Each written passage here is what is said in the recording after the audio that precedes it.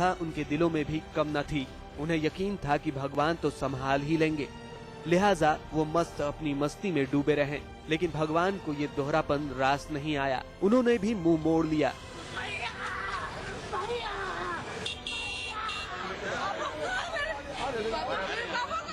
फिर मचने लगा तांडव, तबाही, हर तरफ सिर्फ मौत और चिल्लाहटें।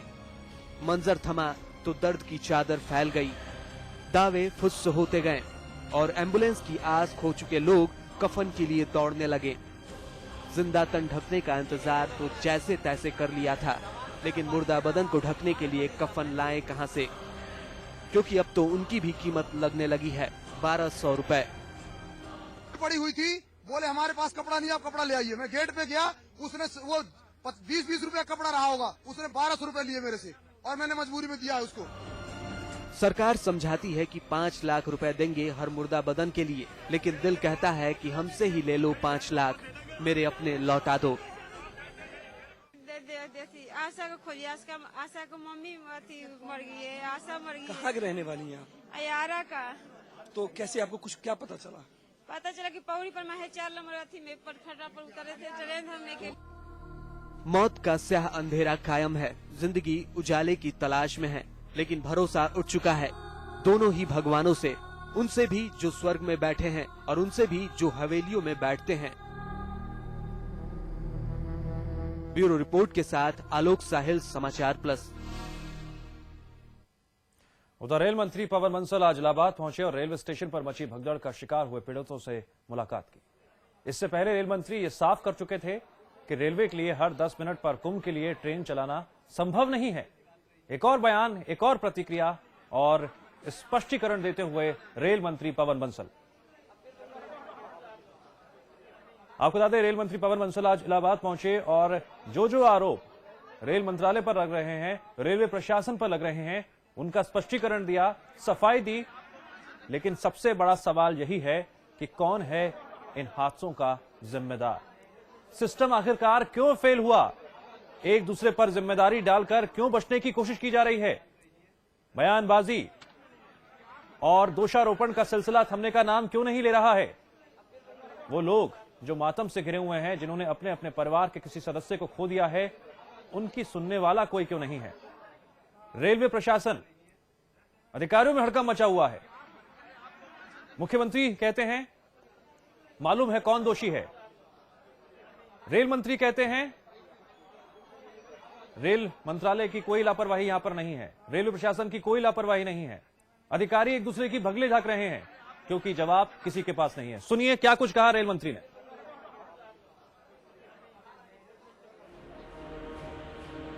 इलाहाबाद में मौत के मंजर के बाद मानवता के महिमा मंडन का दौर चल रहा है, तो मैडम सोनिया गांधी और प्रधानमंत्री मनमोहन सिंह की इजाजत से माननीय रेल मंत्री भारत सरकार पवन कुमार बंसल साहब भी पहुंच गए, ये बताने के लिए कि साहब रोटियां सेकना मेरा मकसद नहीं, मैं तो सिर्फ घाव सहलाने आया हूं। राजनीतिक रोटियां लोग सेक रहे हैं औरों की चिताओं पर। ऐसे मौके पे ये राजनीति का समय नहीं, मैं कोई राजनीति के लिए नहीं आया, क्योंकि रेलवे प्लेटफॉर्म पे हादसा हुआ। इस कारण मेरा एक मानवता के तौर पे एक फर्ज बनता है। मुझे प्रधानमंत्री ने और श्रीमती सोनिया गांधी ने हिदायत दी कि मैं एकदम जहां पहुंच के यहाँ का एक समीक्षा करूं। इन्हें वो सारे इल्जामात नागवार गुजरते हैं जिनमें रेल विभाग की गलती बताई जा रही है, इसीलिए रेलवे का सारा लेखा जोखा बता गए मंत्री जी। साथ में ये भी कि आस्था के महाकुंभ में मचे मौत के तांडव में उनका महकमा कहीं से भी जिम्मेदार नहीं है। अगर कोई आरोप का काम रेलवे में करता है तो वो बेबुनियाद है। अब आप सिर खोजाइए, अपनों की मौत पर आंसू बहाइए और निश्चिंत हो जाइए कि आपके अपनों की मौत पर सियासत नहीं हो रही है, क्योंकि ये दौर मानवता की मर्मस्पर्शी महिमाओं के बखान का है जो माननीय मंत्री जी कर रहे हैं। ब्यूरो रिपोर्ट के साथ आलोक साहिल, समाचार प्लस। वहीं मुख्यमंत्री अखिलेश यादव ने भी आज लखनऊ में सूबे के राज्यपाल से मुलाकात की। इस दौरान कुंभ में हुए हादसे को लेकर चर्चा हुई और सीएम ने भरोसा दिलाया है कि पीड़ितों को सरकार की ओर से हर संभव मदद दी जाएगी। वहीं राजभवन से बाहर आकर अखिलेश ने कहा कि इस हादसे के लिए जिम्मेदार कौन है ये सभी जानते हैं।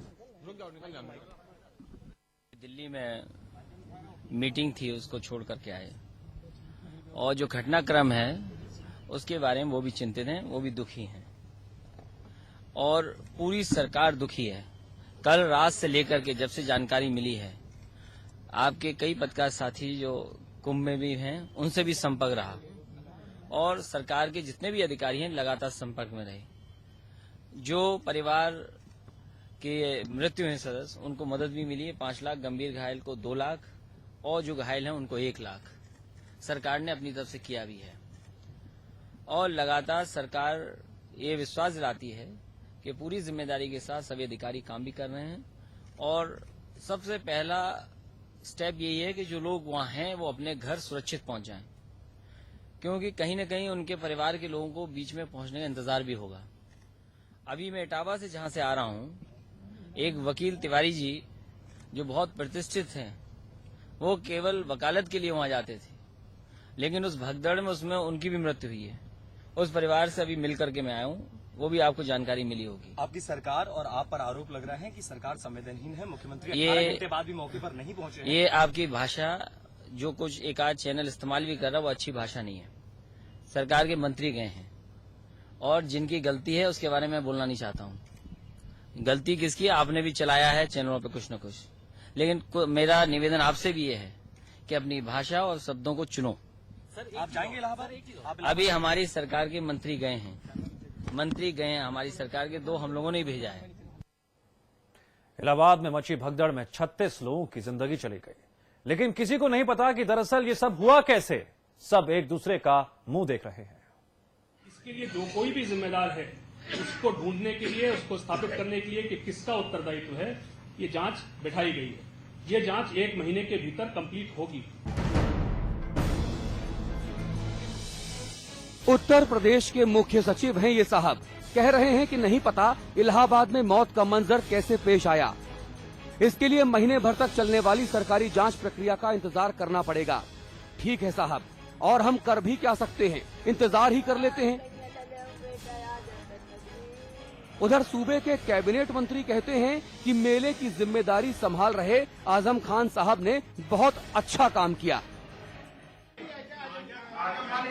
उन्होंने बहुत अच्छा प्रबंध किया था, उन्होंने बहुत अच्छा प्रबंध किया है, बहुत बढ़िया प्लान किया है। अब भला 36 मौतों के बाद भी काम की अच्छाई ना दिखे तो भैया मतलब ही क्या रह जाता है? क्या कुछ और जाने लेंगे? ये सब तो ठीक है, लेकिन सरकार की नुमाइंदगी करने आए उस्मानी साहब हर तरीके से खुद को सेफ करने के मूड में थे, तो बताने लगे कि दरअसल भीड़ इतनी ज्यादा थी कि तमाम कोशिशों के बावजूद मौके पर एम्बुलेंस पहुंच ही नहीं पाई। अत्यधिक भीड़ होने के कारण एम्बुलेंस को पहुंचने में सर, वहाँ पे पहले से कोई एम्बुलेंस डिप्लॉयड नहीं की गई थी। ये इमीडिएटली मैं नहीं कह सकता कि क्या डिप्लॉयमेंट था, लेकिन जब ये सूचना प्राप्त हुई कि वहाँ पर ये घटना घटित हुई है और लोगों की डेथ हुई है, लोग इंजर हुए हैं, एम्बुलेंसेस की आवश्यकता है, तो तत्काल एम्बुलेंसेस सभी अस्पतालों से, उसके अलावा जो ये 108 वाली एम्बुलेंस है ये भी भेजी गई।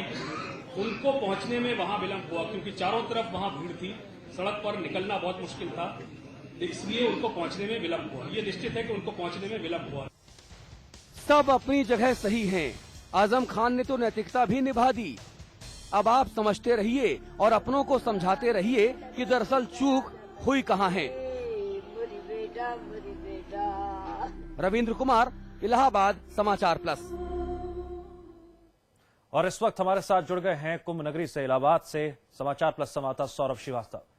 सौरभ, आपने कल रात से ही इस पूरे हादसे पर लगातार नजर बनाए रखी है। आपने पल पल बदलते हालत, मातम, आंसू, दुख सब कुछ देखा है, व्यथा देखी है, और सरकारी जो बयान आ रहे हैं उन बयानों को भी सुना है, समझा है। राजनीति जारी है, कोई ये समझाने को तैयार नहीं है कि आखिरकार जिम्मेदार कौन है।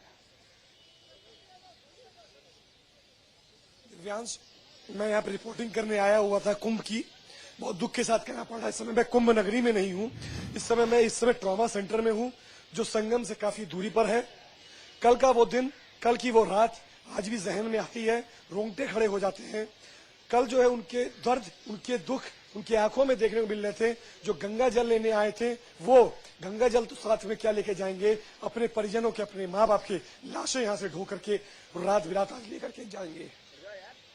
सौरभ, क्या इन घंटों में कुछ हालात बदले हैं? जो पीड़ित हैं, वो परिवार जो मातम में पूरी तरह से घिरे हुए हैं, उनको मदद मिल पा रही है? कोई दिक्कत तो नहीं हो रही अस्पताल में, जो कल रात को हम देख रहे थे या सुबह देख रहे थे? जिसको जाना था, जिसकी मौत होनी थी, वो तो हो गई। पोस्टमार्टम हाउस में उनकी लाशें पड़ी हुई हैं। हम सुबह भी दिखा रहे थे कि 1200 रुपए में यहाँ पे कफन बेचे जा रहे हैं।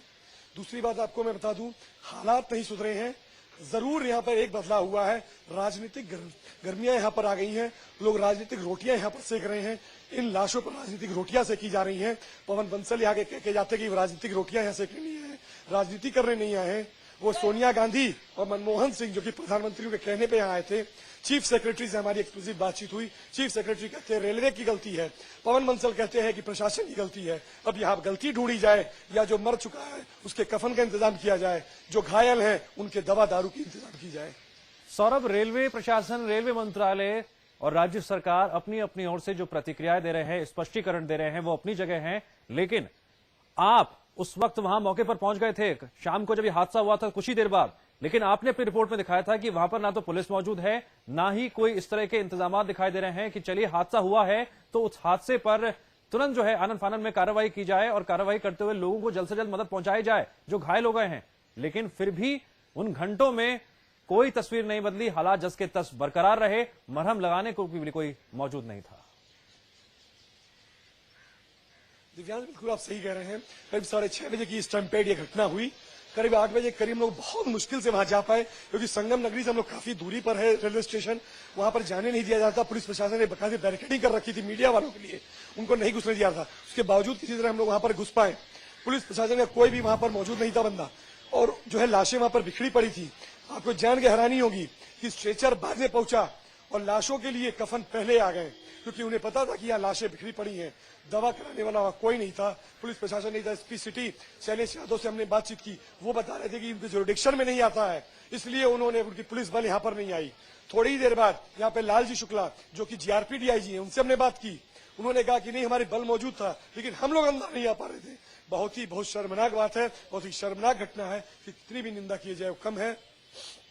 सौरभ, आपको मेले को भी लगातार कवर करते रहे हैं और कल के दर्दनाक तस्वीरों को भी आपने समाचार प्लस पर सबसे पहले दिखाया था। एक रिपोर्टर के तौर पर, एक इंसान के तौर पर भी जो है हमने जो तस्वीरें देखी वो अपने आप में बहुत दुखद थी। एक ऐसी घटना थी जिसके किसी के भी रोंगटे खड़े हो जाएं, किसी की आंखें भी गमगीन हो जाएं। लेकिन अगर हम सरकार की बात करते हैं, प्रशासन की बात करते हैं, चाहे वो रेलवे प्रशासन हो या इलाहाबाद प्रशासन, लापरवाही और संवेदनहीनता क्या आपको दिखाई देती है कि लगातार बनी हुई है? और इस पूरे मामले को लेकर जिम्मेदारी लेने वाला कोई नजर नहीं आता है। सिर्फ बयानबाजी और स्पष्टीकरण दिया जा रहा है कि भैया हमारी गलती नहीं है। बिल्कुल दिव्यांश, आप सही कह रहे हैं। बयानबाजियां हो रही हैं, केवल बयानबाजी दी जा रही है, कोई भी इस बात की जिम्मेदारी लेने वाला नहीं है। सुबह जब अस्पताल पे आए थे उस समय देवेश चतुर्वेदी यहाँ के कमिश्नर यहाँ पर आए थे, लुक आफ्टर करके जाने वाले थे। हमने उनसे बातचीत करने की कोशिश की, उनसे बात किया, पूछा उनसे कि आखिर यहाँ पर क्या इंतजाम किए गए हैं। वो अपना मुंह छुपा करके यहाँ से चलते बने। यहाँ से जब पोस्टमार्टम हाउस जब गए तो उनका वहां पर विरोध हुआ, लोगों ने उनकी गाड़ियां तोड़ने की कोशिश की, क्योंकि उनकी आंखों में गुस्सा था। लोग यहाँ पर उबले पड़े थे, क्योंकि उनको ठीक ढंग से औपचारिक यहाँ पर उनको ठीक ढंग से मदद नहीं मिल पा रही थी। यहाँ पर बदइंतजामी की आलम चरम सीमा पर थी। सौरभ, क्या इस घटना से फिर से ये साबित हो गया है, एक कड़वी सच्चाई सामने आई है कि जब हमारा सिस्टम फेलियर होता है तो कहीं ना कहीं राज्य सरकार और केंद्र सरकार कोई समन्वय नजर नहीं आता है। दोषारोपण, स्पष्टीकरण और एक दूसरे के खिलाफ बयानबाजी, बस। बिल्कुल दिव्यांश, बहुत दुख की बात है। कल दिन में हम लोग मौनी अमावस्या का वो पल अपने कैमरे में कैद कर विहंगम दृश्य अपने टीवी चैनल के माध्यम से दर्शकों को दिखा रहे थे। और शाम का वो वक्त, ये काला मनहूस रात, जब हम लोग स्टेशन पे स्टैम्पेड के दौरान 36 लोग करीब मारे गए और 2 दर्जन से ज्यादा लोग घायल हुए, उसके दृश्य हम लोग जो है चैनल के माध्यम से दिखा रहे थे। सौरभ, आप बने रहिए हमारे साथ। सवालों की जो फहरिस्त है वो बहुत लंबी है, लेकिन एक विडंबना ही है कि सिर्फ बयानबाजी की जा रही है, राजनीति भी हो रही है, और वो लोग जो दर्द से बिलख रहे हैं, जो परेशान हैं, बदहवास हैं, उनके बारे में सोचने का वक्त किसी के पास नहीं है। सिर्फ मुआवजे की बात कही जा रही है। ऐसा नहीं है कि इलाहाबाद में मची भगदड़ देश में पहली बार हुई हो। इससे पहले भी कई बार धार्मिक आयोजन के दौरान भगदड़ मच चुकी है और कई लोग अपनी जान गंवा चुके हैं। धार्मिक आयोजन के दौरान भगदड़ कोई नई बात नहीं है। इससे पहले भी कई बार इस तरह के हादसे हो चुके हैं, लेकिन सरकार अभी तक नहीं चेती।